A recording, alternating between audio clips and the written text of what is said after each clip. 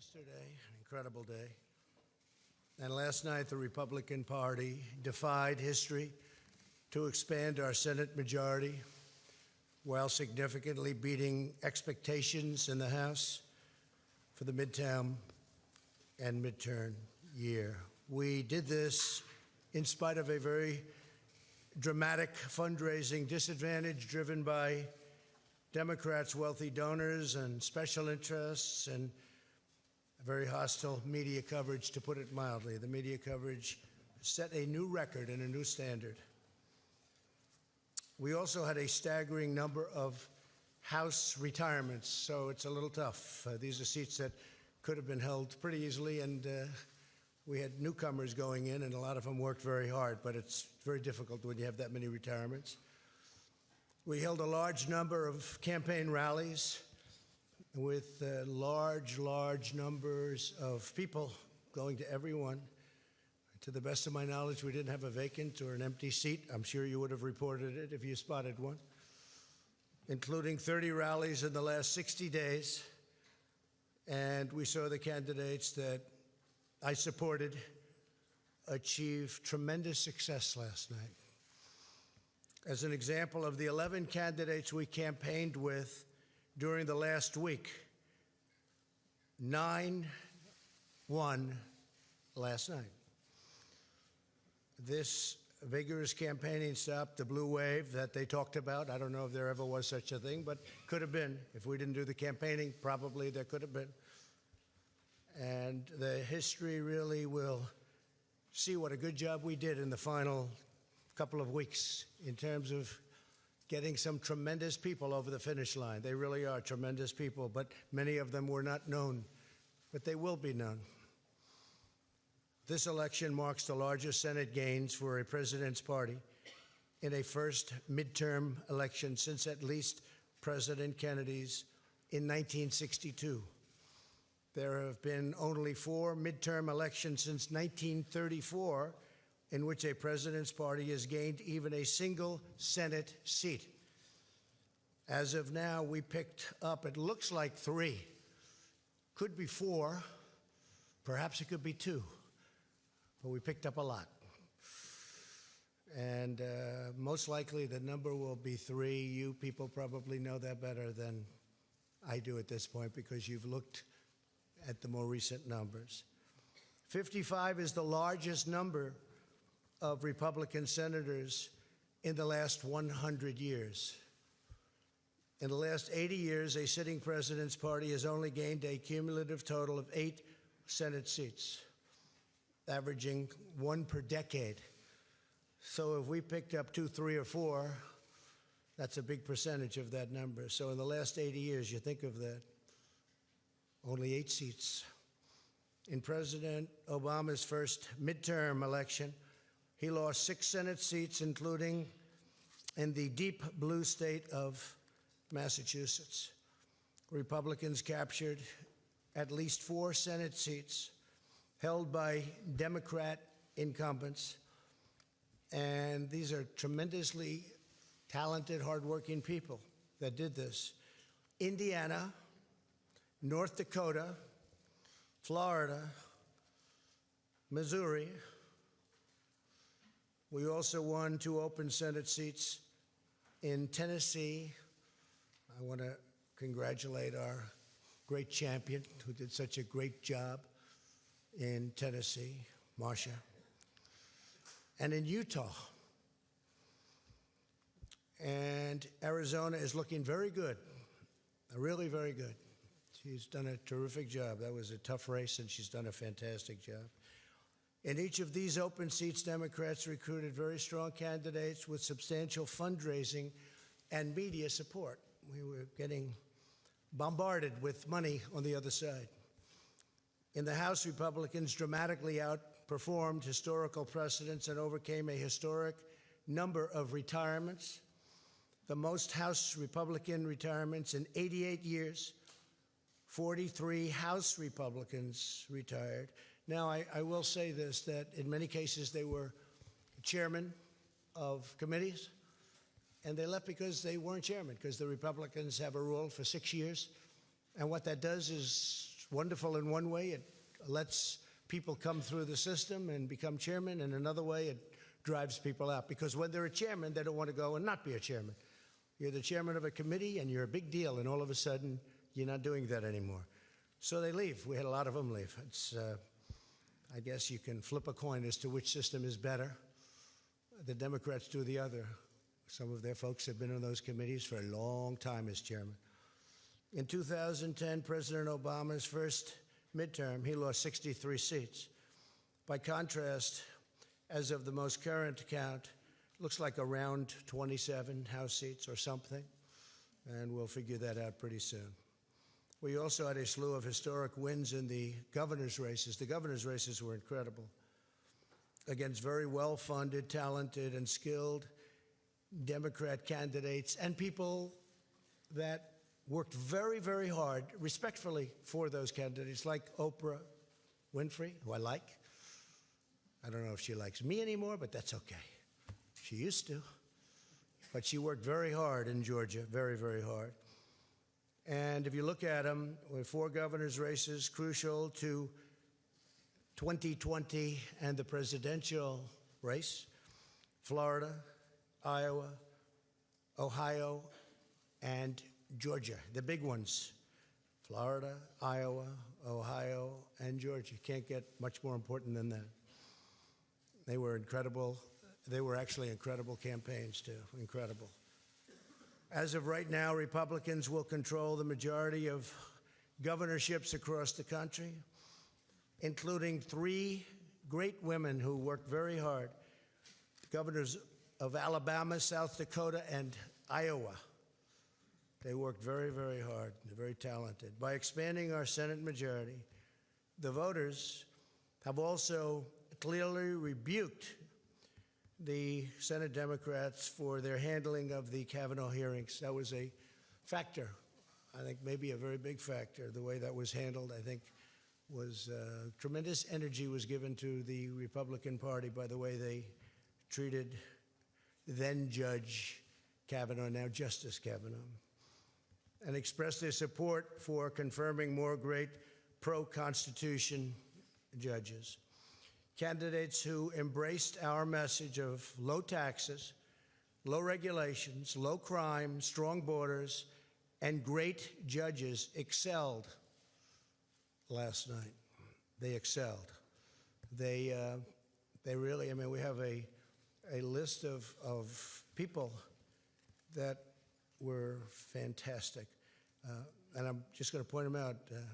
Mike Bost, Rodney Davis, Andy Barr was fantastic. I went to Kentucky. For the most part, I didn't campaign for the House, but I did actually make a special trip for Andy Barr because he was in a very tough race in Kentucky, and he won. That was a very tough race. The polls were all showing that he was down, and down substantially, and he won. And that one I did do. Pete Stauber of Minnesota, great guy, he's new, and ran a fantastic race. On the other hand, you had some that decided to, let's stay away, let's stay away. They did very poorly. I'm not sure that I should be happy or sad, but I feel just fine about it. Carlos Curbelo, Mike Kaufman, too bad, Mike. Mia Love. I saw Mia Love. She'd call me all the time to help her with a hostage situation, being held hostage in Venezuela. But Mia Love gave me no love, and she lost. Too bad. Sorry about that, Mia. And Barbara Comstock was another one. I mean, I think she could have won that race, but she didn't want to have any embrace. For that, I don't blame her. But she lost, substantially lost. Peter Roskam didn't want the embrace. Eric Paulson didn't want the embrace. And in New Jersey, I think he could have done well, but didn't work out too good. Bob Eugen, I feel badly because I think that's something that could have been won. That's a race that could have been won. John Faso, those are some of the people that, decided for their own reason not to embrace whether it's me or what we stand for, but what we stand for meant a lot to most people. And we've had tremendous support, and tremendous support in the Republican Party, among the biggest support in the history of the party. I've actually heard at 93% it's a record, but I won't say that because who knows. But we've had tremendous support. America is booming like never before, doing fantastic. We have Larry Kudlow here, and he said the numbers are as good as he's ever seen numbers at any time for our country. But he's a young man, so he hasn't seen that many numbers. Where's Larry? You're a young man, right, Larry? And you haven't been doing this too long, but they're as good as you've ever seen. And we may have, if you have a question for Larry, we'll do that. But I want to send my warmest appreciation and regards to Majority Leader Mitch McConnell. We really worked very well together. We have been working very well together. We actually have a great relationship. People just don't understand that, which is fine. And also to perhaps, looks like, I would think, Speaker Nancy Pelosi. And I give her a lot of credit. She works very hard, and she's worked long and hard. I give her a great deal of credit for what she's done and what she's accomplished. Hopefully we can all work together next year to continue delivering for the American people, including on economic growth, infrastructure, trade, lowering the cost of prescription drugs. These are some of the things that the Democrats do want to work on, and I really believe we'll be able to do that. I think we're going to have a lot of reason to do it. And I will say, just as a matter of business, I was with some very successful people last night. We were watching the returns. So if the Republicans won, and let's say we held on by 2 or 1 or 3, it would have been very hard out of that many Republicans to ever even get support among Republicans, because there'll always be 1 or 2 or 3 people that, for good reason or for bad reason or for grandstanding, we have that too. You've seen that.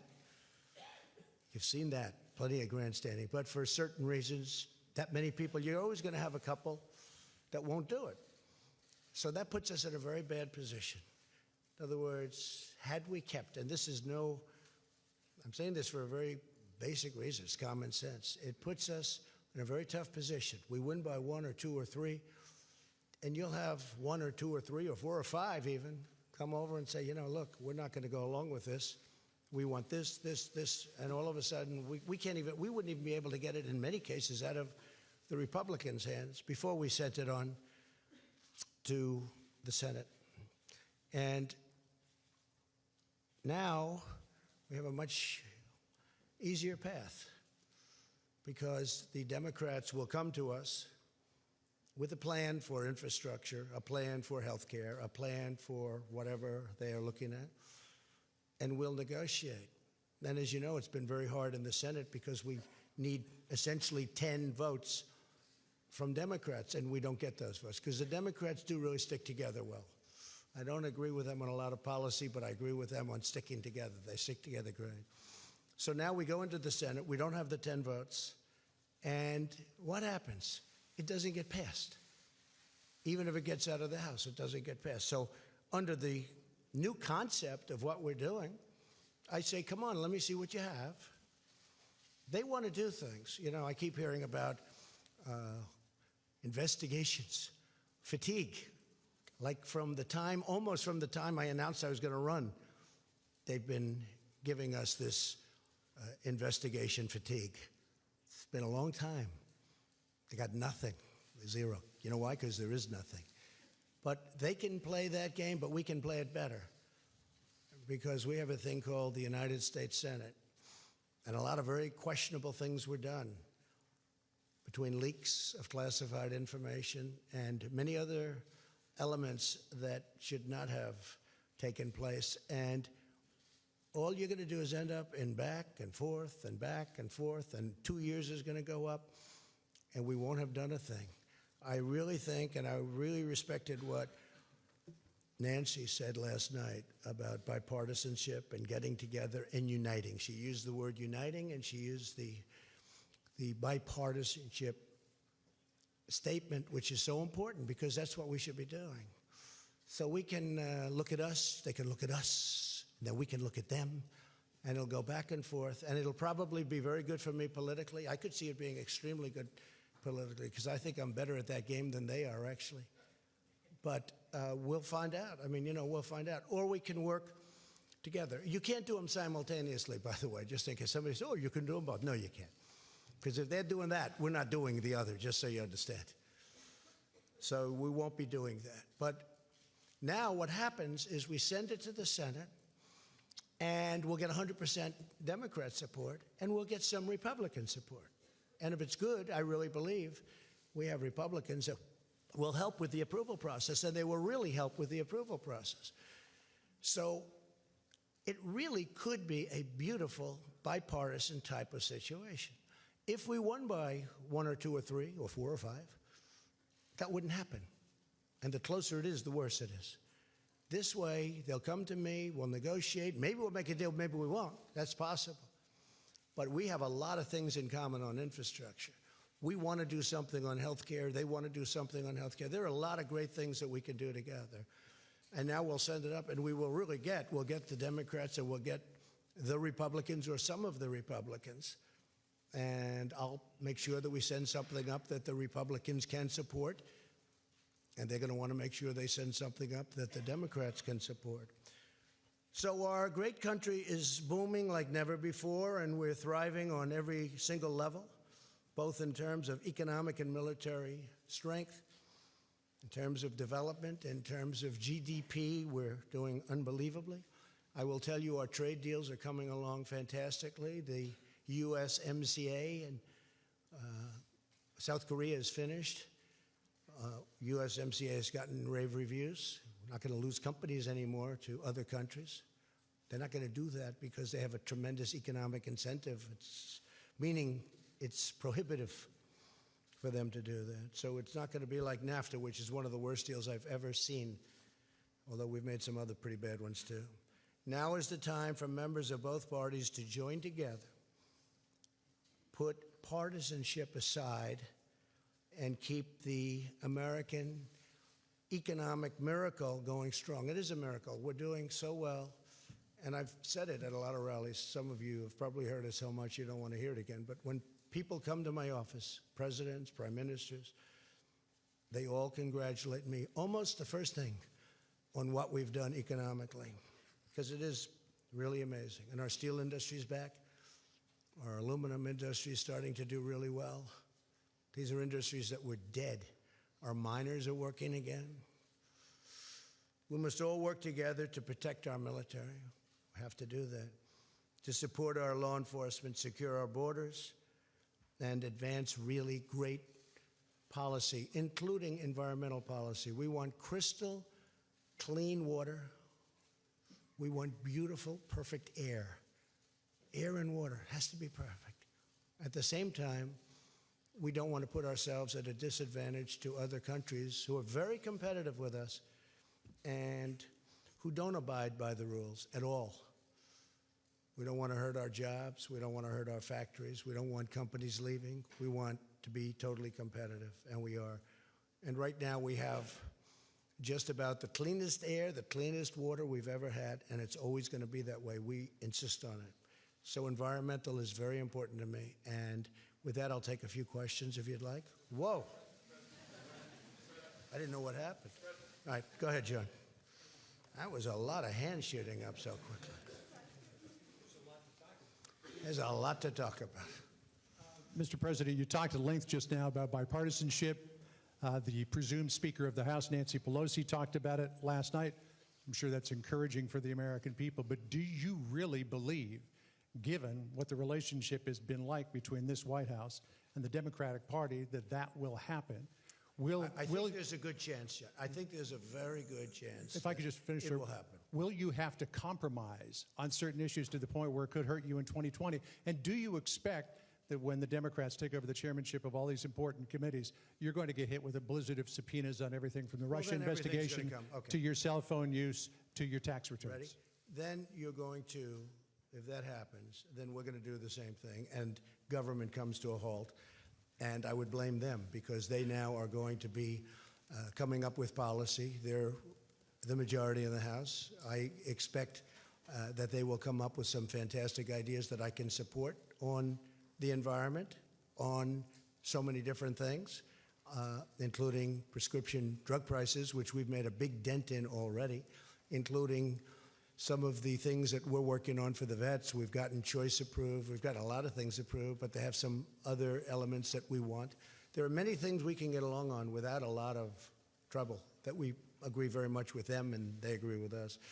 I would like to see bipartisanship. I'd like to see unity. And I think we have a very good chance of, and maybe not on everything, but I think we have a very good chance of seeing that. Go ahead.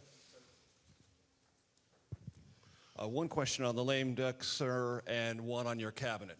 You toyed with the idea during the campaign of a shutdown before the midterms in order to secure border wall funding. Are you prepared to go on a shutdown strategy during the lame duck, since this might be your last best chance? Not necessarily. To secure that? Look, I speak to Democrats all the time. They agree that a wall is necessary. A wall is necessary. And as you know, we're building the wall. We've started, but we should build it at one time, not in chunks. But you want much more money, and you want much sooner. No, we need the money to build the wall, the whole wall, not pieces of it all over. And we are doing it. Now we have the military. Now we have other elements of a wall that are pretty nasty, to be honest with you, but nevertheless, it's pretty hard to get through it. But no, I'd like to see the wall. Many of the people that we'll be dealing with, in 2006, they approved the wall, essentially. It was a very strong border fence, but it was the same thing. And they all approved it. They all agreed. I have statements from every one of them. We have them saying, we need the wall. I mean, they sound like me. Mm-hmm. But we do need it because we have people coming, and I'm not just talking about the caravans. We have people coming through our border that you physically can't put that many people. It's a 2,000-mile stretch. You can't put that many people along that stretch to guard it. And even if you did, tremendous fighting would ensue. So we need the wall. Many Democrats know we need the wall. And we're just going to have to see what happens. I mean, I will be fighting for it. They have done everything in their power to make sure. I got the military, $700 billion and $716 billion. The wall is a tiny, tiny fraction of the cost of that. But their whole agenda has been to try not giving me anything for the wall.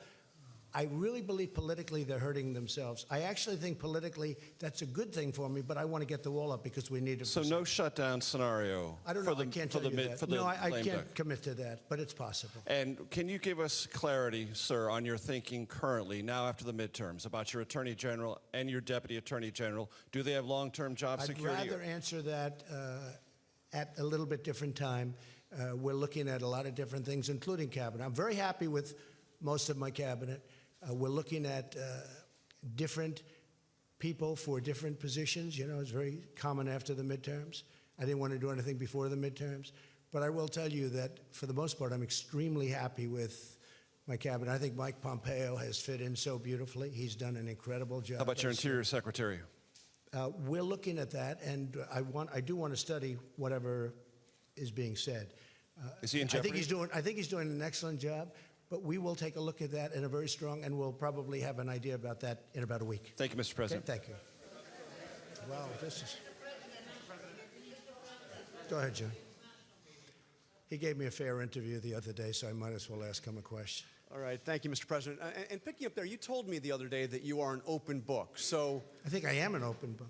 So point blank, Democrats go after your tax returns. Will you try to block that, or will you allow them to have them? Well, look, as I've told you, they're under audit. They have been for a long time. They're extremely complex. People wouldn't understand them. They're done by among the biggest and best law firms in the country. Same thing with the accounting firms. The accountants are a very, very large, powerful firm from the standpoint of respect. They're highly respected.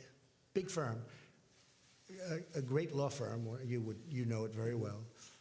They do these things. They put them in.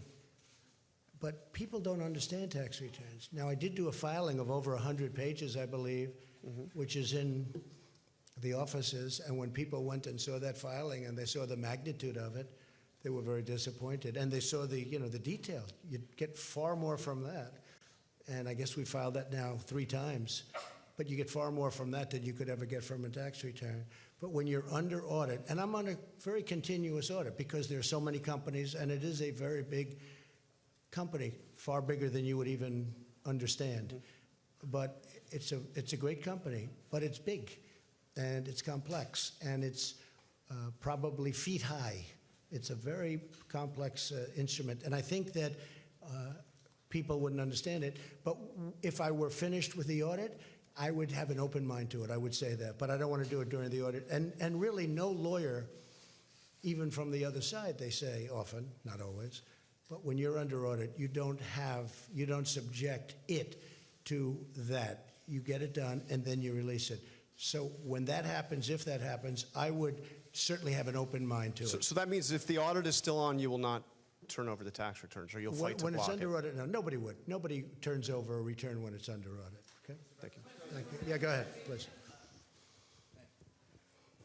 One, I was tempted to ask you why you like Oprah so much, but I think I'll go on to the question that. Why do I like Oprah? What kind of a question is it? Yeah, I'm just asking, just curious. But He's the real He's a question, comedian here. the real question I is. do like Oprah, by the way. I do. She was a person I knew well, came to my place in Palm Beach often, and I have a lot of respect for her. Unfortunately, she didn't do the trick. The real question is, you just sat up here and said that from this podium that are you offering an my way or highway scenario to the Democrats? You're saying that Negotiation. Not at all. if they start investigating you, that you can play that game and investigate Better them. than them. Can you And I think I know more, compartmentalize and I that? think I know more than they know. Can you compartmentalize that and still continue to work with them for the benefit of the rest of the country, No. or are all bets off? No. If they do that, then it's just all it is a warlike posture. And Yeah, so then, wait a minute, then the follow-up, I'm you sorry, heard, John. you heard my answer. Go ahead. Well, since it's Jim, I'll let it go. Thank you, Mr. President. I wanted to challenge you on one of the statements that you made in the tail end of the campaign in the midterms. That Here we go. That, well, if Let's you don't go. mind, Let's Mr. go. President, Come on. that this caravan was an invasion. As you know, I Mr. President, consider it to be an As you know, invasion. Mr. President, the caravan was not an invasion. It's a group of migrants moving up from Central America towards the border with the U.S. Thank you for telling me that. I appreciate it. Why did you characterize it as such? Because and- I consider it an invasion. You and I have a difference of opinion. But do you think that you demonized immigrants in Not this at all. election No, not to at all. try to keep? I want them to come into the country, but they have to come in legally. You know, they have to come in, Jim, through a process. I want it to be a process, and I want people to come in, and we need the people. Your You know, campaign ha- your campaign- Wait. You know why we need the people, don't you? Because we have hundreds of companies moving in. We need the people. Your campaign had an ad showing migrants climbing over walls and Well, so that's on. true. They weren't actors. They're not going to be doing They that. weren't actors. Well, no, it's true. Do you think they were actors? They weren't actors. They didn't come from Hollywood. These were people. This was an actual. You know, it happened a few days ago, and They're hundreds of miles away, though. They're hundreds and hundreds of you know miles what? away. That's I not think an you invasion. should- honestly, I think you should let me run the country. You run CNN, All right. and if you did it well, your ratings Let would me be ask, much if better. I may Okay, ask that's one other enough. question, Mr. President. If I may ask Peter, one go other ahead. question, are you worried? That's enough. That's Mr. enough. President, That's I was enough. going to ask one of the other folks. have That's had- enough. Pardon me, ma'am. Mr. Excuse President, me. That's enough. Mr. President, I had one other Peter, question, let's if go. I may ask, on the Russia investigation. Are you concerned that you may have I'm not concerned indictments- about anything with that you the may have Russian indictments coming down? investigation because it's a hoax. Are you- That's enough. Put down the mic. Mr. President, are you worried about indictments coming down in this investigation? Mr. President, I'll tell you what, CNN should be ashamed of itself having you working for them. You are a rude, terrible person. You shouldn't be working for CNN. Go ahead. I think that's unfair. You're a I've very worked- rude person. The way you treat Sarah Huckabee is horrible. And the way you treat other people are horrible. You shouldn't treat people that way. Go ahead. Go ahead, Peter, go ahead. In Jim's defense, I've traveled with him and watched him. He's a diligent reporter who busts Well, his I'm butt not a like the big rest fan of us. yours either, so I understand. to be honest So with let me ask you a question if I can. You repeatedly you, said, you aren't the best. Mr. President, you repeatedly, over the course Okay, of the... just sit down, please. Well, when you report fake news, when you report fake news, which CNN does a lot, you are the enemy of the people. Go ahead. Mr. President, over the course of the last several days of the campaign, sir, at the end of the campaign, you repeatedly said that Americans need to fear Democrats. You said Democrats would unleash a wave of violent crime that endangers families everywhere. Why are you Because pitting they're very weak on Americans? crime. Why are Excuse you me. pitting Americans Peter. against one another, sir? Peter, what are you trying to be him? No, I'm Peter, just let me asking the question. Let me just tell you, very simple. Because they're very weak on crime. Because they have often suggested, members and people within the Democrat Party at a high level have suggested getting rid of ICE, getting rid of law enforcement. That's not going to happen, okay? We want to be strong on the borders. We want to be strong on law enforcement, and I want to cherish ICE because ICE does a fantastic job. What they do for us is it's so unrecognized how good a job they do.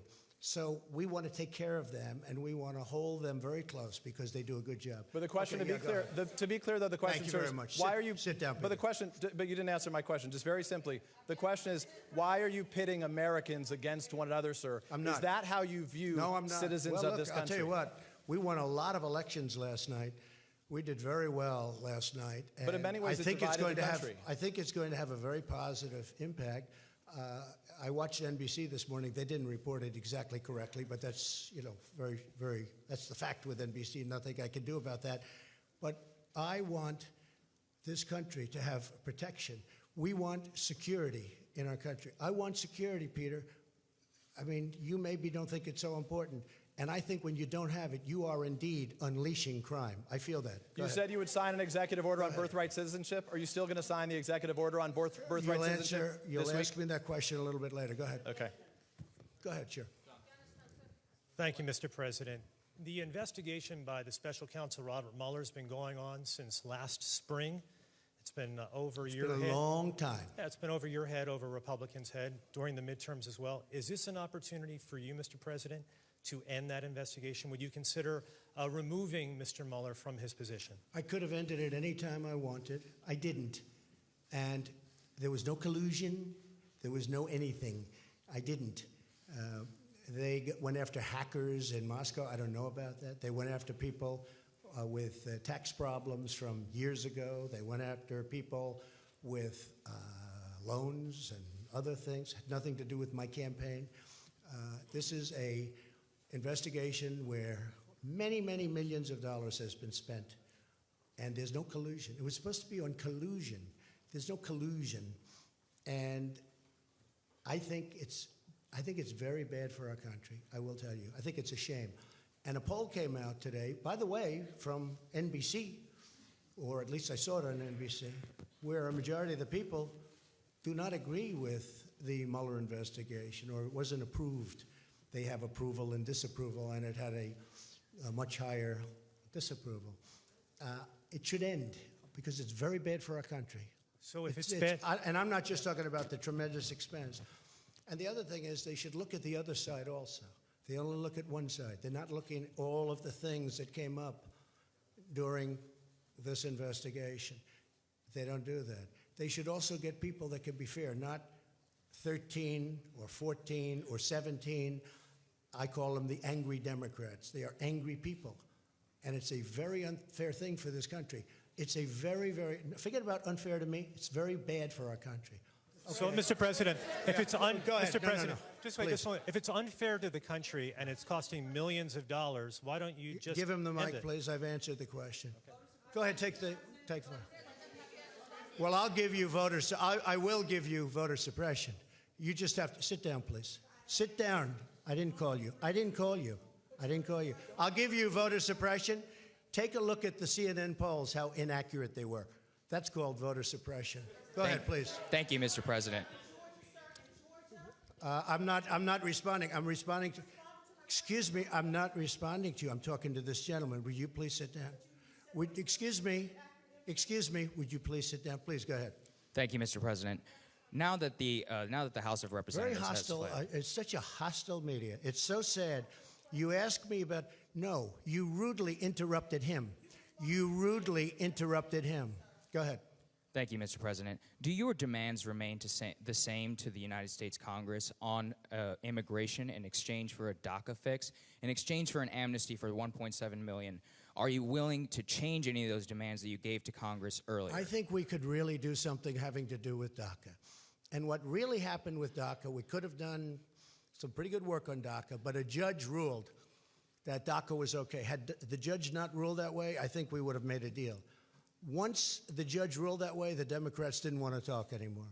So we'll see how it works out at the Supreme Court. Do you still Go ahead. From where? Yeah, go ahead. Go ahead. Go ahead. Which group? Where do you want me to take a question from? Yeah. Go ahead, ma'am. Go ahead. Take the. Oh. Either one. Either one. Okay. Or both. Are you together? Go ahead. We're not together. Mr. President, how do you respond to critics who say that your message on the campaign towards minorities have been polarizing? I don't think it has been at all. But is the election of two Muslim women, one of them is veiled to the House, which is making history. Is this a rebuke of this I message, don't do you understand think? what you're saying. What? But is it a rebuke of this message? Do you think that this is more reflective of multi-ethnic and multicultural America? Well, that question, I can only say this. You look at the employment and unemployment numbers for African Americans, for Asian Americans, for Hispanic Americans, they're at a historic high.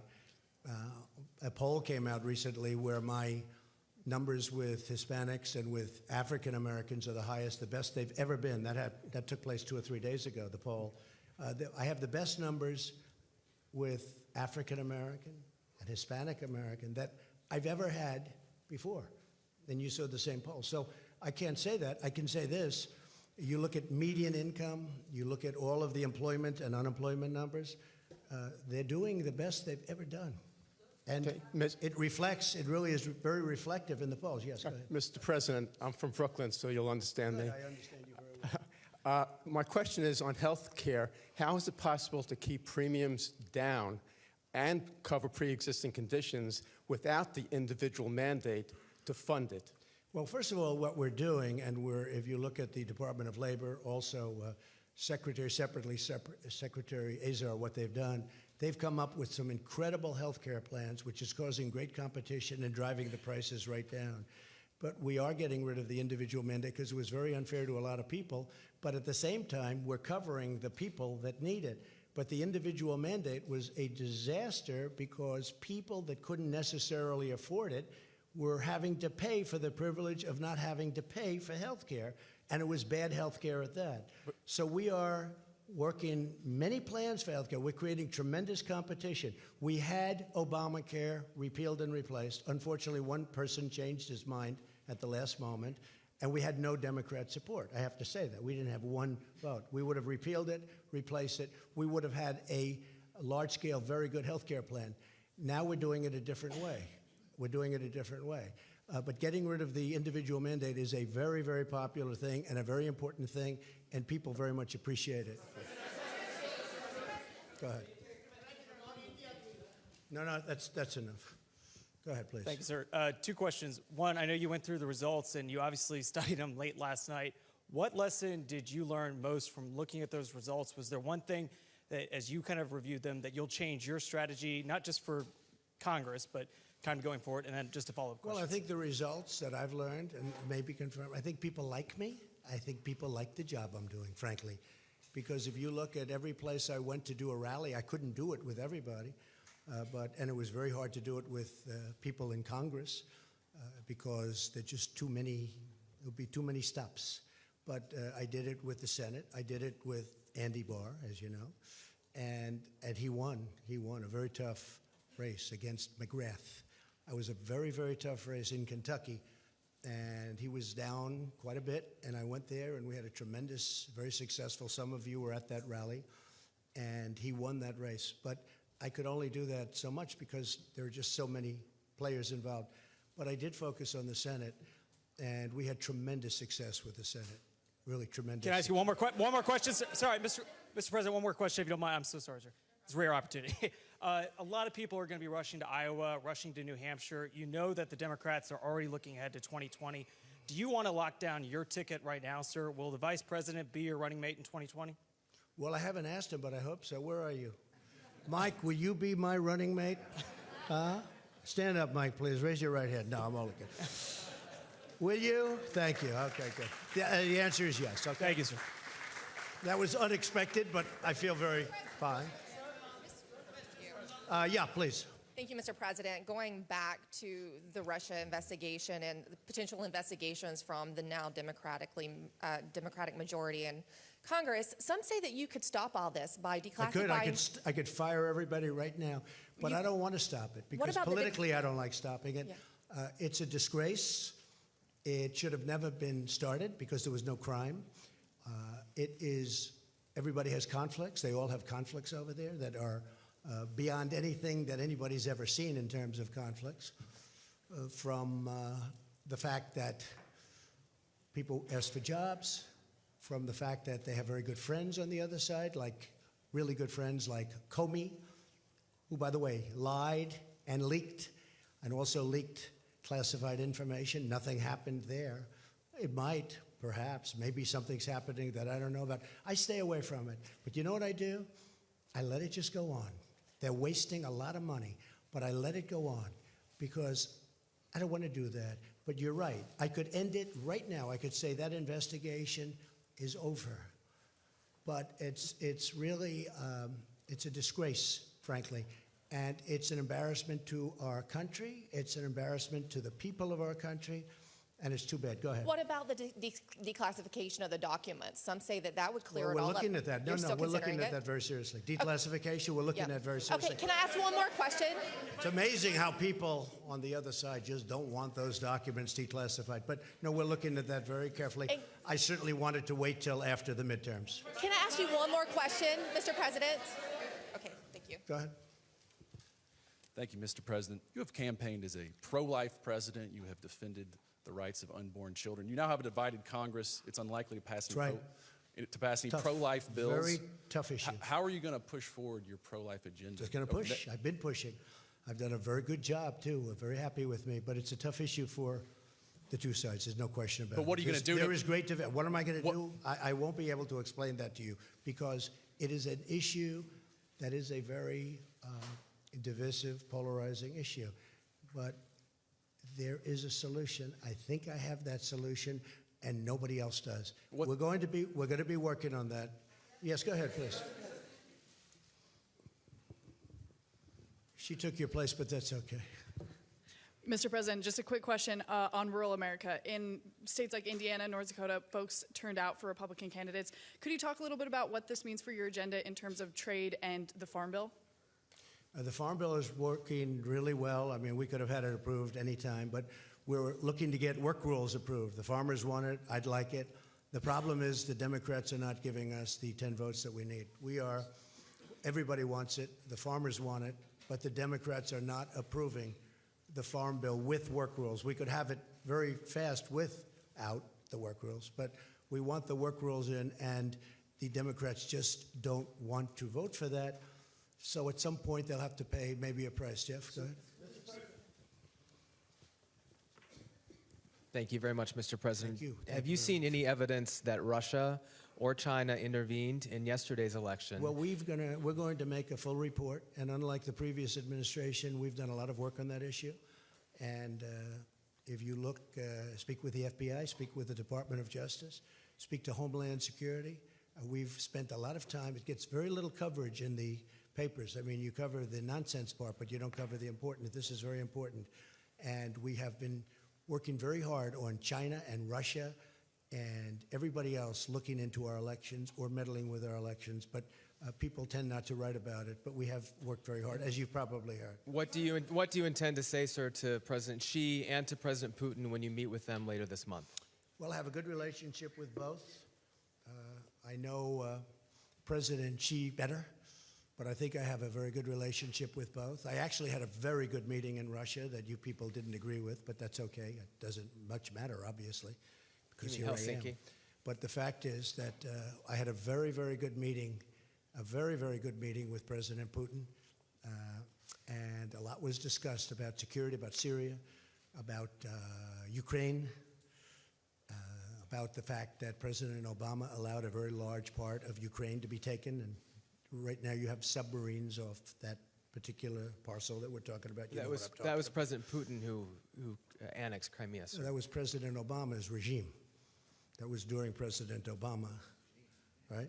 That was not during me. But it was during, President no, that was Putin, President sir, who did the Obama. annexation. No, It was President Obama that allowed it to happen. Had nothing to do with me. Okay, go ahead. Yeah, go ahead. Go ahead. Go ahead. Thank you, Mr. President. Cordelia Lynch, Sky News. You're a man who likes to win, but last night was not an absolute victory for you. I'll be honest.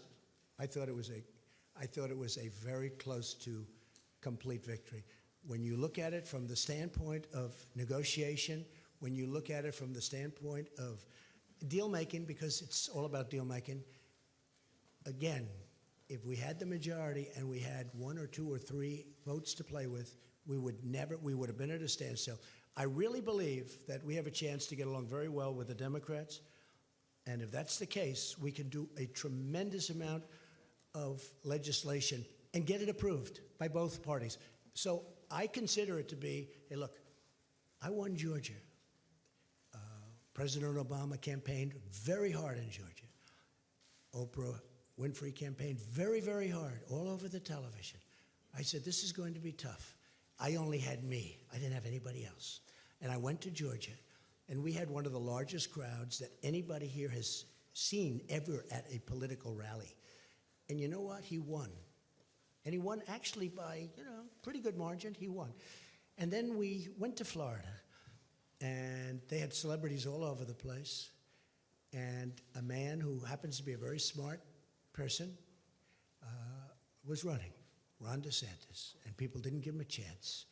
And I went, and we did some great work, and they're going to have a great governor of the state of Florida. And then we talked about the Senate, and a lot of money was pouring in for the Democrat. This is a man who's been in office for like 44 years or something. This is a man who's like a professional at getting elected and being at office. So he's not, Bill Nelson, not easy to beat, okay? But they had a lot of celebrity coming out for Nelson. They had everybody coming out for Nelson. And Rick Scott won, and I helped him. And I think we've done an amazing job. And you could look at many other places. You just take a look at some of the other places. And we just got the word that in Iowa, you have a governor who just got extended, who's Fanta Kim, just got extended, and numerous other places. I think it was a great victory. I'll be honest. I think it was a great victory. And actually, some of the news this morning was that it was, in fact, a great victory. But if you look at it from the standpoint of gridlock, I really believe there's going to be much less gridlock because of the way this is going than any other way. Wait, sit down, please. Go ahead. Thank you, Mr. President. Let me ask you about one of the campaign promises you made down the stretch, which was a 10% tax cut for the middle class. Yeah. You just talked about gridlock. Democrats, they now run the House Ways and Means Committee. If it means a tax cut of some kind for the middle class, but that means raising rates elsewhere, corporations on the wealthiest, is that a trade-off that you would be willing to make and able to enact a middle class tax? You know that this will have to be now proposed, because if we did it now, we don't have the votes in the Senate. We would need 10 Democrat votes. We probably couldn't get them. If we could pass it very easily in the House, but there's no reason to waste time because you don't have the votes in the Senate. But if as an example, if the Democrats come up with an idea for tax cuts, which I'm a big believer in tax cuts, I would absolutely pursue something, even if it means some adjustment. Some adjustment on which side, the corporate, the individual? Yeah, to make it possible. But I would love to see a tax cut for the middle class. Now, that's going to be their decision. They're going to have to make that decision. As you know, if we bring it up to the Senate, we'd need Democrat votes, 10, and we don't have those 10 votes. And just because the markets would want to know, sir, some adjustment, would that be 1%, 2%, 3% on either side? It's too early. I'm just saying I would be certainly willing to do a little bit of an adjustment. Go ahead, behind. Thank you. Go ahead, please. Mr. President, thank you very much. 2 questions. One is, you had talked about leaders who had called to congratulate you. Did President Putin call to congratulate you? And will you, in fact, meet with him at lunch this coming weekend? Well, as I understand it, we're having, and I guess a lot of you are going over, we're having a lunch for numerous countries. I'll be there. I believe President Putin is going to be there. We don't have anything scheduled. I don't think we have anything scheduled in Paris. And I'm coming back very quickly. I'm going over. This is a great event. This is an important, really, this is going to be a very important and I think a very beautiful ceremony. I'm looking forward to going, and we're representing the incredible heroes of the world, but the heroes of our country from World War I. And so I'll be going there, and I am very proud to go And there. did he call you? I don't think we have time set aside for that meeting. Now, with that being said, we're very shortly meeting again at the G20, where he'll be there, and I'll be there, and that's where we're actually looking forward to meet. We will be having a lunch, but I think there are many people there. And did he from- call you to congratulate you? And if I could also just invite you, since this is quite a gathering we've got here, to go ahead and talk about the staff changes that you expect in the White House while we're here. We're eager to hear about them. Is General Kelly going to stay on? As we make changes, we'll sit down and talk to you about it. I mean, there's no great secret. A lot of administrations make changes after midterms. I will say that for the most part, I'm very, very happy with this cabinet. We're doing a great job. But what about in the White House? What about do- in the White House, sir? You've got a lot of White House staff. Some have been talking about leaving. General Kelly has been Well, that's rumored to okay. be leaving. No, Is people he- leave. People leave. And is that going to happen? People leave. I haven't heard about John Kelly, but no, people leave. They come in, they're here. It's a very exhausting job, although I love doing it, I must tell you, but it's exhausting for a lot of people. I'm surprised at a lot of people. They start off, they're young people, they're there for 2 years, and they're old by the time they leave. It's quite exhausting, but I love doing it, and I'll tell you, there will be changes, nothing monumental from that standpoint. I don't think very much different than most administrations, and we have many people lined up for every single position. Any position, everybody wants to work in this White House. We are a hot country. This is a hot White House. We are a White House that people want to work with. Okay. No, please, behind you. Go ahead. This has been a very challenging campaign. This has been It's a very been challenging campaign. a very challenging campaign. It has That's true. involved quite a lot of abuse and a lot of violence. People have died during the course of this campaign. Right. Is there any way in which you think the temperature could be lowered? Perhaps peace could break out with the media? Perhaps your bipartisan relationships across the House and the Senate may now produce some change? Or are we going to have more of the same? It's a very fair question. Look, I would love to see unity and peace and love and any other word you want to use. And obviously, I think we had to, especially at this particular juncture, we had to wait till after the midterms are over. Now they're over. If they would cover me fairly, which they don't, I'm not saying that in a hostile way. I get extremely inaccurate coverage. I can do something that's fantastic, and they'll make it look like not good. And I don't mind having bad stories. If I make a mistake, cover it. I would like you to cover it fairly, but cover it. But when you do something terrific, look how little the economy is talked about. A poll came out this morning talking about how little the three networks, I don't think they included CNN, but how little the three networks talk about how good the economy is. How little. Almost not at all. If President Obama had this economy, and by the way, if that administration through somebody else kept going, you would have had negative 4.2 instead of positive 4.2% growth. You would have had negative. It was heading down. But here, the point is this, excuse me. I would love to see unity, including with the media, because I think the media, I'll be honest, I think it's a very divisive thing for our country. And you would be amazed at how smart people are that are reading your stories and seeing your stories and watching. You'd be amazed how perceptive and how smart they are. They get it. And it really does bring disunity. I didn't, excuse me. You are not called on. Go ahead, please. About Turkey. Thank you, President Trump. Shortly after your victory speech on the historic night of back in November 2016, I asked you to what single factor you most attributed this victory to. Said you have to speak up. Sure. On the night of your victory, I asked you right after your speech to what you would attribute your victory. You pointed up to the ceiling and you said that it was God. Based off of that, how would you say over the last 2 years God plays, what kind of a factor he plays in the day-to-day execution of the office of the Well, president? God plays a big factor in my life, and God plays a factor in the lives of many people that I know very well in this room, like your vice president.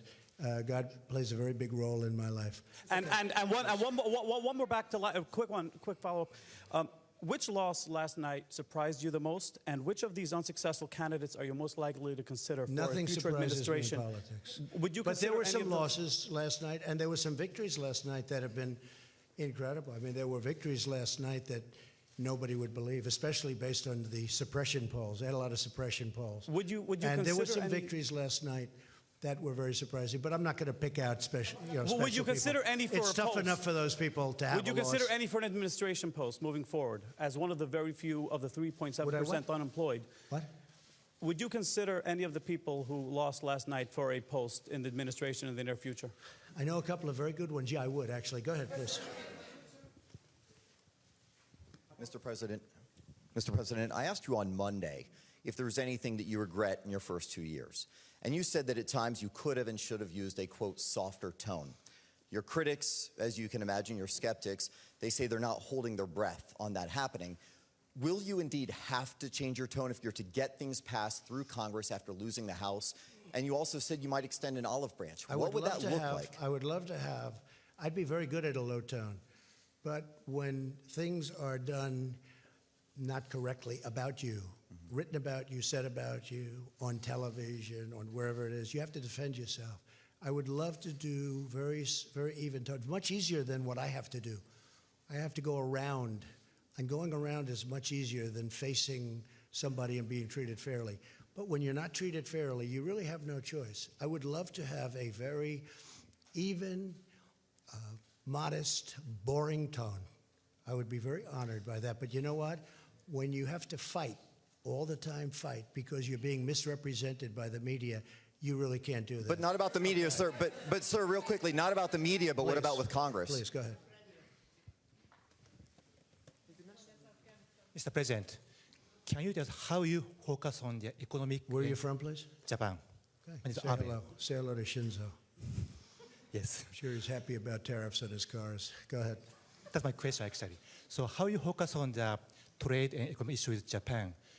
Will you ask Japan to do more, or will you change your tone? I really don't understand you. How will you focus on trade and economic issues? Trade with Japan? Yes. Well, we're dealing with Japan right now on trade. Japan has, it's a great country.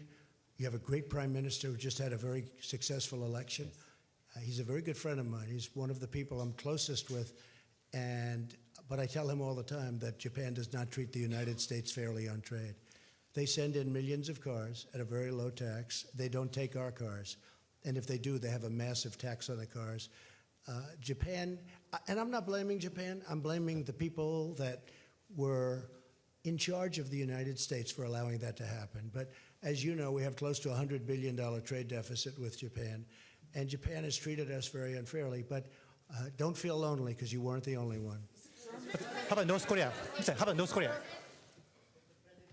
Thank you, Mr. President. Two international news questions. The first one, Secretary Pompeo's talks about North Korea have been postponed. What is happening there, and will your meeting still happen with... We're going to change it because of trips that are being made. We're going to make it at another date.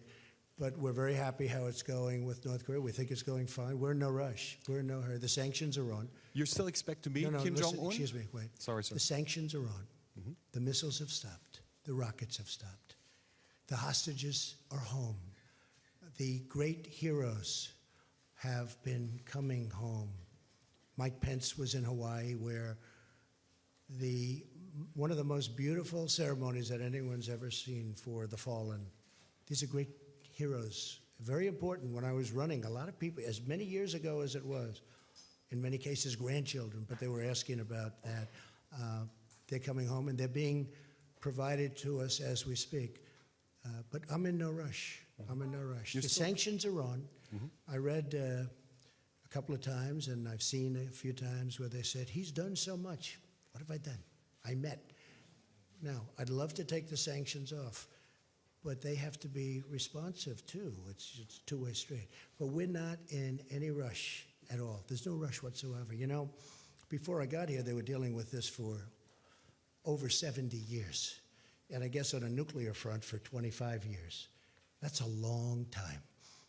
I've been there. I probably left Singapore 4 or 5 months ago.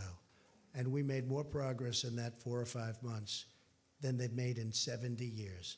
And nobody else could have done what I've done.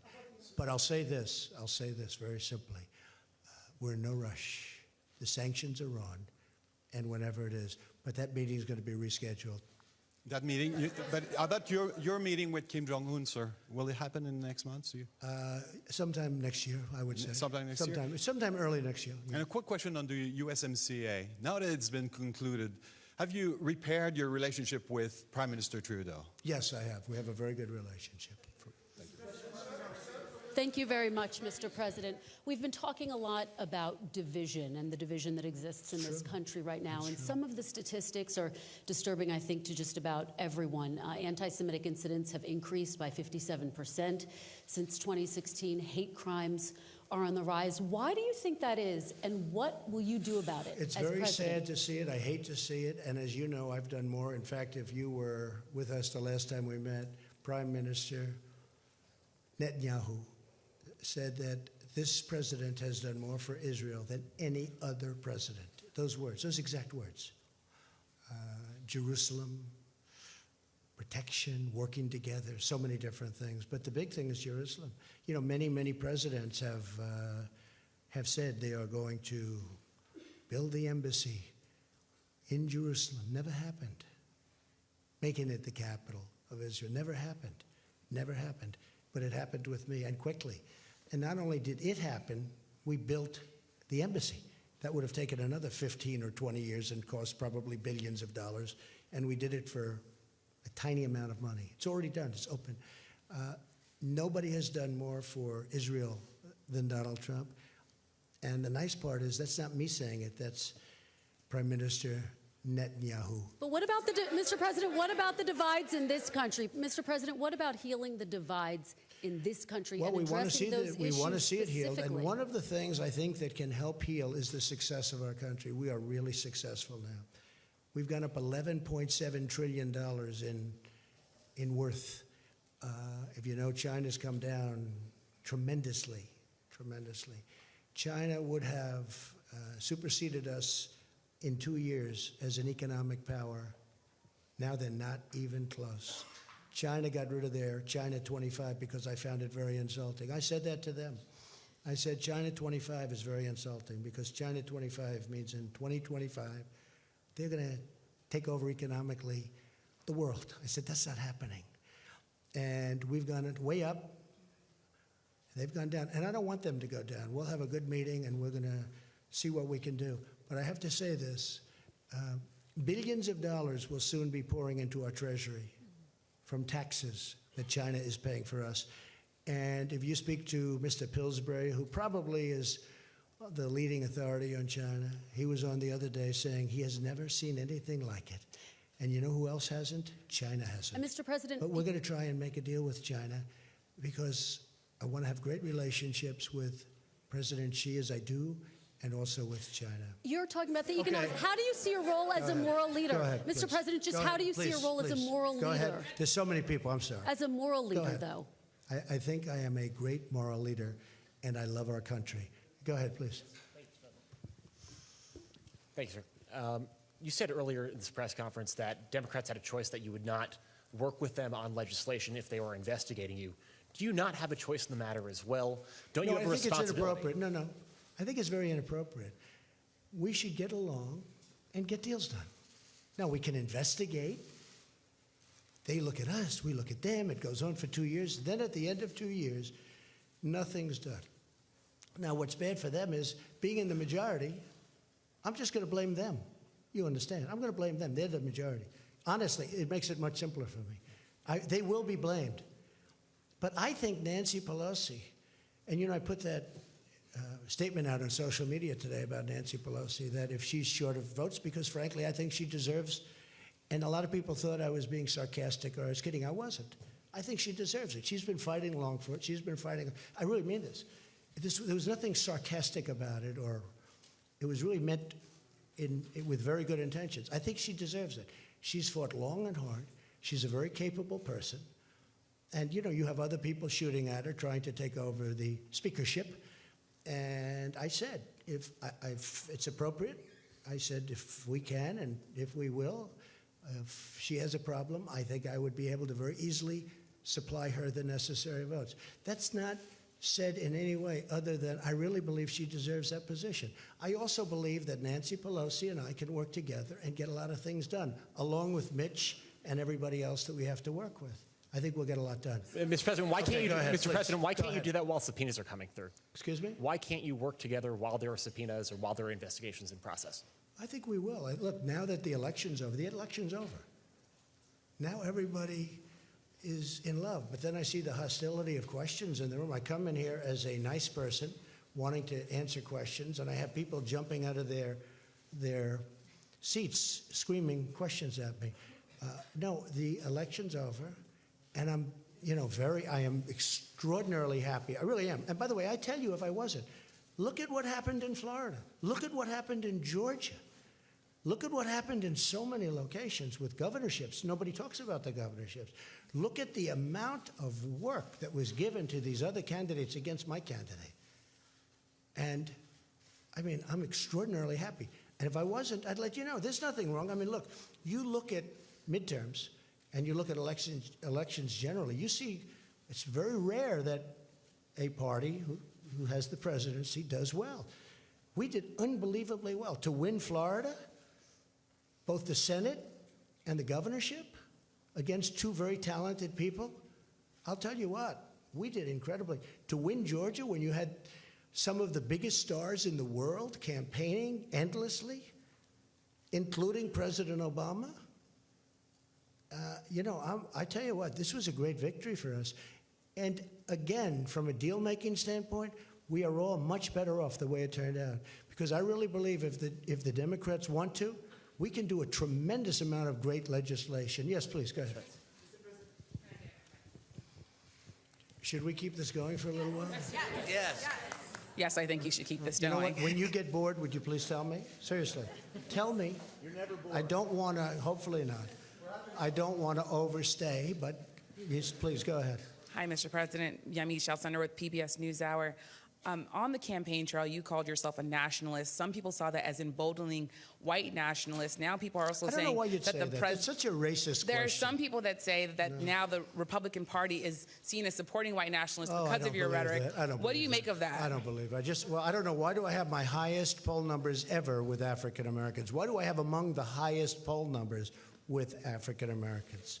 I mean, why do I have my highest poll numbers? That's such a racist question. Honestly, I mean, I know you have it written down and you're going to tell me. Let me tell you, it's a racist question. And Mr. President, I want to love ask. it. You know what the word is? I love our country. I do. You have nationalists, you have globalists. I also love the world. And I don't mind helping the world, but we have to straighten out our country first. We have a lot of problems. And Excuse me, but to say that, what you said is so insulting to me. It's a very terrible thing that you said. And Mr. Okay, please, President, go ahead. Mr. Go President, ahead. people have you Go talked ahead. about Excuse me. middle class tax cuts on the campaign trail. How will you get Democrats to support that policy? Or You have to support ask that? them. Well, Hey, what's your plan for excuse working with me. You know Democrats what on a my middle plan class is? tax plan? You know what my plan is? I'll ask them. And if they say yes, I'm all for it. And if they say no, there's nothing you can do because you need their votes. Go ahead. Yes, thank you, Mr. President. Francesca Chambers, DailyMail.com. You said many times on the campaign trail that you didn't want Nancy Pelosi to be Speaker. At least you suggested that. You spent a lot of time talking about her and Chuck Not a question Schumer. of want. I would have. So here's. Let me answer. Would I have preferred winning by 2 or 3 or 4? I would almost have to think about that. But certainly, I like to win. And if I win, she's not going to be Speaker. What did she say to you, though, yesterday that We made had a you great give her conversation. support? your Honestly, support? we had a very warm conversation. You know, she loves this country. And she's a very smart woman. She's done a very good job. She was really, I mean, she's had a very... Did she promise she's had that a they very- wouldn't seek to impeach She's you? had a very, very, we didn't talk about impeaching. We didn't talk, what do? Do you impeach somebody because he created the greatest economic success in the history of our country? Let's impeach him because the country is so successful. Let's impeach him. Has he done anything wrong? They asked somebody, has he done anything wrong? No, but let's impeach him anyway. And they also said, let's impeach Justice Kavanaugh. Let's impeach him. And now they have the second woman coming out, that the first or second. And I hate to say this, but it was public. And after him, we're going to impeach the vice president. We're going to impeach Mike Pence. Mike Pence doesn't get impeached for anything. So let's impeach the president, and then we'll impeach the vice president. These people are sick. And you know what? They have to get their bearing. Really, they have to get their bearing. And when you ask about division, they're the ones that cause the division. They cause tremendous division. Okay, regarding all of the retirements in the House, Mr. President, very quickly, you suggested Who that... Who is retiring? You said that many of the retirements that happened in the House made it very difficult... Many retirements, yeah. That made it very difficult for you in this election cycle, and that it was because they were chairmanships that were vacated. But Jeff Flake wasn't a chairman of a committee, and Paul Ryan also retired the cycle. So why do you think that is? Whose fault is it that there were so many retirements? In Jeff Flake's case, it's me. Pure and simple. I retired him. I'm very proud of it. I did the country a great service. Go ahead, give him that. Give him that. He is retired. I'd like to call it another word, but we're going to treat him with great respect. Go ahead. Thank you, Mr. President. Jeff Flake, that's another beauty. Go ahead. 2 questions, please. No, one. Well, Too many people. all right. Sorry. All right. You seem to enjoy this venue very much. Are you going to make the standard press conference a staple of the remaining 2 years, or will you have more briefings with Sarah Sanders? You know, when I don't do I think Sarah's fantastic. Where is Sarah? Where is Sarah? Sarah's so great. I think, Sarah, you've represented me so well and been abused. She's been horribly treated by a lot of people. So she's going to stay on as press secretary. But it's very interesting because Sarah we were talking about it the other day. So I had a period where I figured, you know what I'll do? I won't do any real interviews. And then they started saying, why isn't he doing why? You know, they're all coming up with all kinds. Then over the last couple of months, I decided I'll do a lot. We'll stop at the helicopter. We'll do this. We'll do a lot of. And then they say, why is he doing so many press conferences? What's wrong? What? So when I don't do them, you say, what's wrong? When I do them, you say, what's wrong? And when I go in the middle, you say, what's wrong? But in the middle, you know that, John. Right? Yeah, sort of right. Okay, good. No, you did. Excuse me. Well, you complained about access when I purposely just stayed away from the press for a while because I wanted to see how it worked. And can I be honest with you? It didn't work well. Mr. President, I didn't finish work the well. question. So Sarah will stay on as press secretary. Okay, please, go ahead. No, go ahead. First off, I personally think it's very good to have you here because a free press and this I type do of too. engagement. Actually, I do too. Yes, it's vital to It's called democracy. earned media. It's worth billions. Go ahead. So I have 2 questions for you, if that's all right. It's a rare opportunity. First, just a point of clarification on the tax returns issue. You brought up the audit. That doesn't prevent you from releasing them. I know it. Oh, sure. Right, But but I didn't say it prevented me. I said lawyers will tell you not to do it. But Go if ahead. the What's demo- your next question? Go ahead. if- Come well, on, let's go. Just on that. More exciting okay. question than that, please. Second one. Michael Cohen recently said you called black voters stupid. That's false. Omarosa has accused you of using the N-word, and the rapper Little John has said you called him Uncle Tom. What's your response? I don't know who Little John is. I really He was on don't. The Apprentice. I don't know. Oh, he was? Okay. Yeah. Oh, I see. Have you ever I made don't know. racist remarks? No, I would never do that, and I don't use racist remarks. And you know what? If I did, you would have known about it. I've been hearing there are tapes for years and years. There are tapes. Number one, I never worried about it because I never did. I never used racist remarks. I've never used racist remarks. Okay. Well, one point of fact. Go ahead. One point of fact, because you told her you have Quiet, the highest quiet, approval among quiet, African quiet. Go Americans. ahead. It's just 8%, sir, single digits. See, when you talk about division, it's people like this that cause division. Great division. No, point of fact is that I never used a racist remark. That's the point of fact. Who are you from? Yahoo? No, good. Good. I hope they're doing well. MTV Lebanon, Ellen Dorger. So first question. Where are you from? MTV Lebanon. Lebanon. Oh, Lebanon. Good. Yes. Thank you, Mr. President. We're so happy to be here as well, have this opportunity. President Erdogan said he's not going to follow your sanctions and he's going to keep buying oil from... Who said that? President Erdogan, Turkey. I know. And you're going to meet him soon. Just can't understand his... Okay, you're going to meet him soon. You're going to have this talk. And some countries are going to take the same steps that President Erdogan is doing. So let me just tell you about the oil, okay? So we imposed, just recently, the strongest sanctions in the history of our country, just about. Well, I guess North Korea is there too. But I gave some countries a break on the oil. I did it a little bit because they really asked for some help.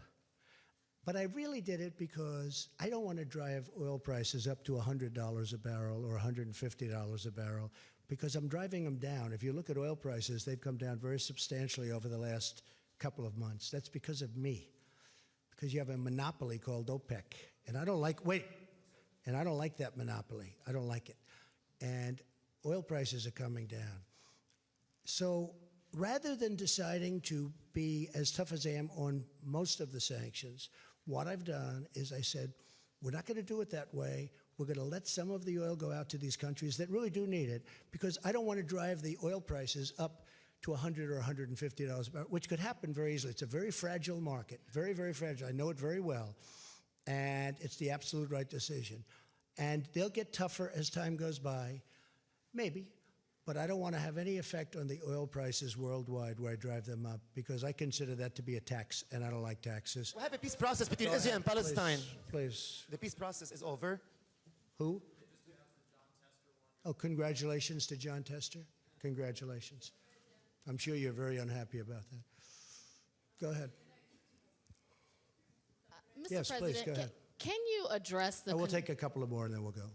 Can you address concerns in places like Georgia where people waited in line to vote for hours, where voting machines weren't working in certain districts, and You there think that's the wasn't power? reason that the candidate lost? Well, there are concerns being raised that it wasn't. I wasn't equal involved access in to- Georgia. I know, but other than as I president, love the state. I yes, do but love as the state. president of the United States, are you concerned about the access that people are having to voting? I heard it was very efficient in Georgia. I heard it was very efficient. But again, you'd have to ask the state governments, because just one of those things you're going to have to ask them. Yeah, go ahead, please. Please, go ahead. Thank you, Mr. President. You expressed some concerns about social media companies unfairly censoring conservatives during the election. Do you anticipate working with Democrats to regulate these companies, or are you satisfied with the I way would do things that, are? yeah. I would look at that very seriously. I think it's a serious problem. At the same time, you start getting into speech. That's a very dangerous problem. That could be the beginning. So it's very dangerous. Believe it or not, I'm one that really likes free speech. A lot of people don't understand that. But I am a big believer. When you start regulating, a lot of bad things can happen. But I would certainly talk to the Democrats if they want to do that. And I think they do want to do that. Yes, sir, go ahead. Former President Barack Obama famously said that he had a pen and a phone to use executive power on issues like immigration. Do you see yourself using executive power to get some of your immigration agenda done? I do. I think that some of it I can use executive power on some, not all. But I mean, he certainly used it. He used it on DACA. And when he did it, he said something to the effect that, I'm not allowed to do this, it'll never hold up, but I'm doing it anyway. And he did it, and they found judges that approved it. We also found judges that didn't approve it, so it's obviously going to be determined in the Supreme Court. And if the court rules in favor of what President Obama thinks they should rule, which is what he said, then I will probably have a deal with the Democrats in a very short period of time. We were very close to having a deal until we got that very strange ruling. You also made some promises about immigration during the campaign, and I want to know if you're going to follow through with them. Are you going to aggressively... Which one are you talking about? Birthright citizenship. Are you going to sign an executive order to ban... We are looking at it very seriously, absolutely. I mean, is yes or no? Or And I believe we have the absolute right, but that's another case that will be determined by the Supreme Court of the United States. Are you going to send 15,000 troops to the border? You've been reading the same documents as I have. You know exactly what I'm doing. You know exactly what I'm doing. So go ahead. What's your next question? Also, on the Khashoggi matter, we've been more than a month since the death of Mr. Khashoggi, the journalist. Very sad thing, very terrible thing. Do you think Saudi Arabia is guilty of having him murdered? And if so, I'll what have kind a of much punishment will be stronger involved? opinion on that subject over the next week, and I'm working very closely with Congress. We're working together, some very talented people, and we're working with Congress, we're working with Turkey, and we're working with Saudi Arabia, and I'm forming a very strong opinion.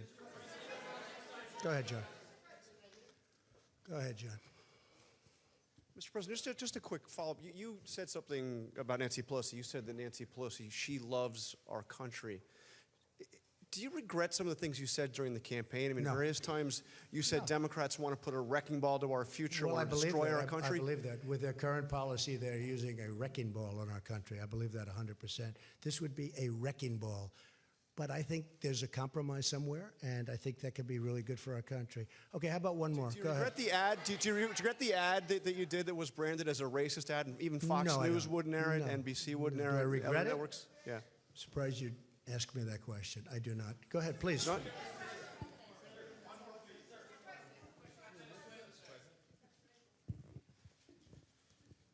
Thank you, sir. And I think we'd all love to have more of these if you're willing. In 2017, shortly after you took office, your Homeland Security Department shuttered a program to counter homegrown right-wing extremism, white supremacism, and related terrorist groups, domestic terrorist groups, and redirected that funding towards fighting Islamic terrorism. Do you believe that white supremacist terrorists, right-wing terrorists, these homegrown terrorists on that side of the spectrum are a problem, sir? And what is your administration going to do about that's it? a problem. I believe all hate is a problem, but I do believe that is a problem. What are you going and to it's do a about it, problem we want to solve. How, sir? Okay. What are you go going ahead. to do about it, sir? Sir, what are you going to do about it? Go ahead. You cut off the funding. Mr. President, you've No, said... we have given funding for that, a lot of funding, but I do believe it's a problem. And can I tell you what? It's a problem that I don't like even a little bit. Go ahead. Aixa Diaz with Hearst Television. You've said, pretend I'm on the ballot yesterday. You called it a referendum on your presidency. Many local districts across the country rejected your midterm message, particularly suburban women. How do you bridge that divide now? Also with the I influx think of my women message coming was into very Congress. well received. I mean, just look at the results.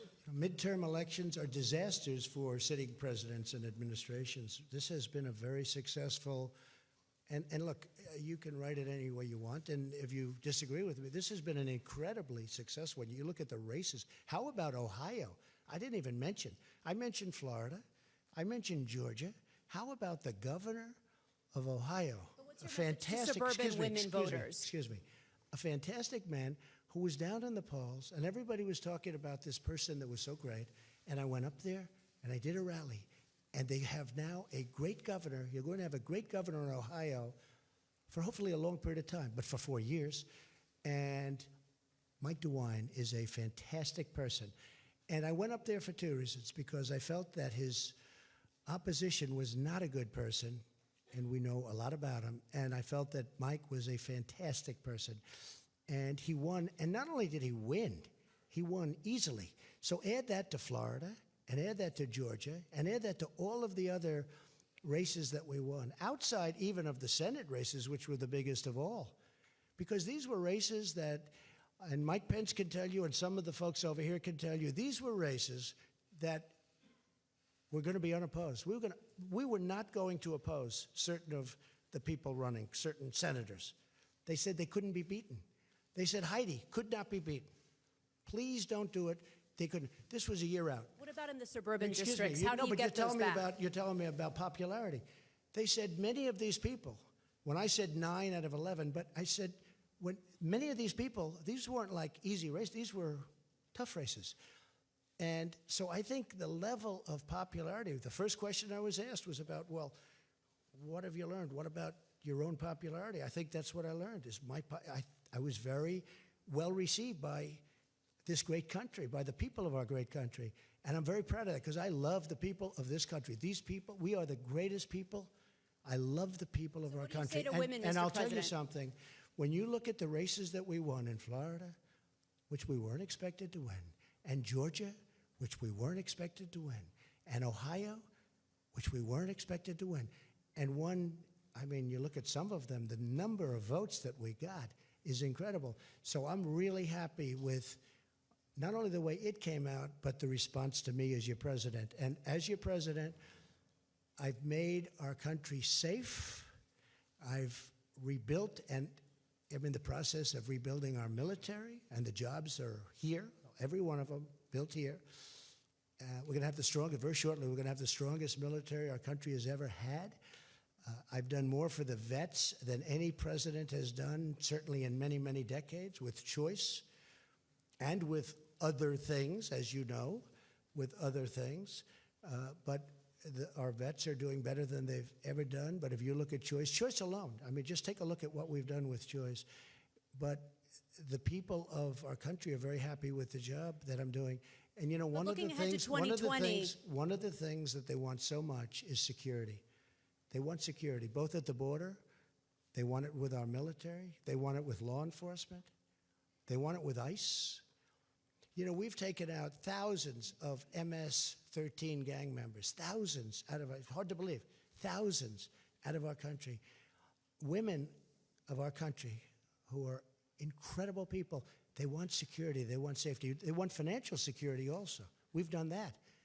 But they want physical security.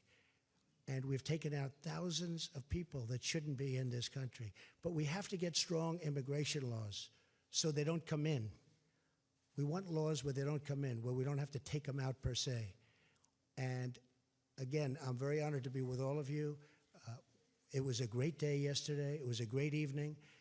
I think we had a tremendous success, and hopefully the tone can get better. Hopefully the tone can get a lot better. And I really believe it begins with the media. We used to call it the press. Does it begin with you, Mr. President? I really believe it begins with the media. If you would cover, and there was a very interesting story written in a very good paper recently that talked about the fact that it isn't good what the media is doing, and that I do have the right to fight back because I'm treated very unfairly. So I do fight back, and I'm fighting back not for me. I'm fighting back for the people of this country. Thank you all very much. Thank you. All right, there you have it, a fiery and feisty President Trump, at times going toe-to-toe with the media, trying to do his best to put a positive spin on the midterm elections, emphasizing Republican gains in the Senate as a positive thing, governorships as well. He downplayed any idea of a Democratic blue wave, but the reality is the Democrats did carry the night, winning back control of the House of Representatives. It's going to mean two things for the president. It's going to mean much of his legislative agenda is all but finished for his last 2 years. It's also going to mean he's open to subpoenas and probes and investigations, even potentially impeachment proceedings if it ever got that far. The president called for bipartisanship, saying he hopes to work with Democrats to keep legislation going and improve the country. He also was very aggressive, attacking the media, excuse me very much, going toe-to-toe with CNN reporters and even calling them the enemy of the people at one point. We're going to have much more on the president's remarks and the entire midterm elections on the Pix 11 News and the Pix 11 News at 5 and 6 o'clock. We'll go back to programming right now. This has been a special report from Pix 11 News.